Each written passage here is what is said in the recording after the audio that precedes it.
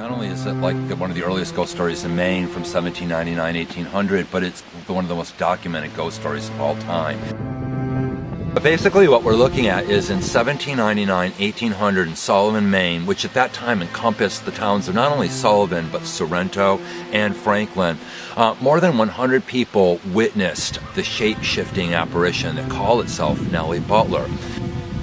The story was recorded by Abraham Cummings. He was a kind of traveling evangelist, a preacher. He was also extremely knowledgeable.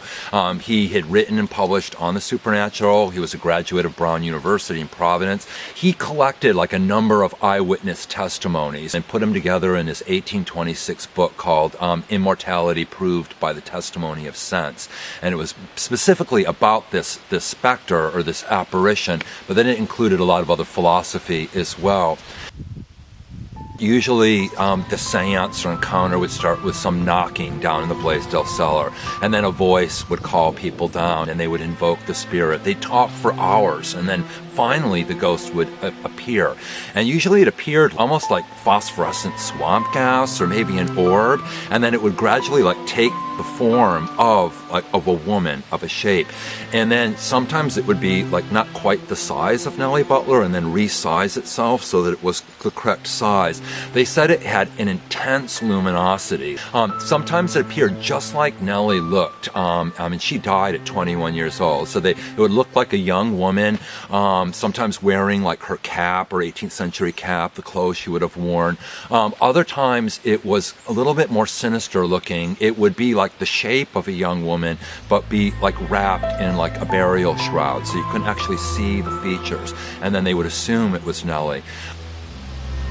So after appearing this way, then the ghost would like pass back and forth between the people, and then at last it would become shapeless and then just like morph away.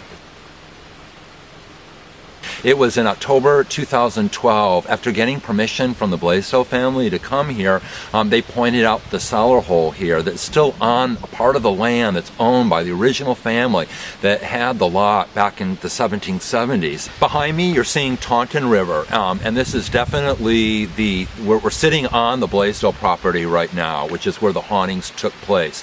I'm sitting in an 18th century cellar hole that I believe to be Abner Blaisdell's cellar in the foundation of the house in which these hauntings took place. And you had crowds of people jammed into this cellar. They would have been waiting here all night, singing hymns, praying, coming down with a candle, trying to get the spirit to speak. And then finally, when she did, she took them into the wee hours of the morning.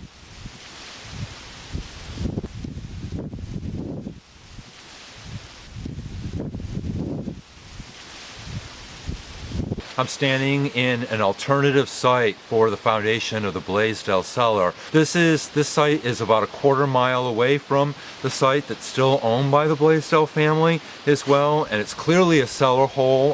It looks like it's from the 18th century, but this is got a lot of evidence that it could be the authentic one, including an external stairway or bulkhead, which was referred to in some of the early accounts.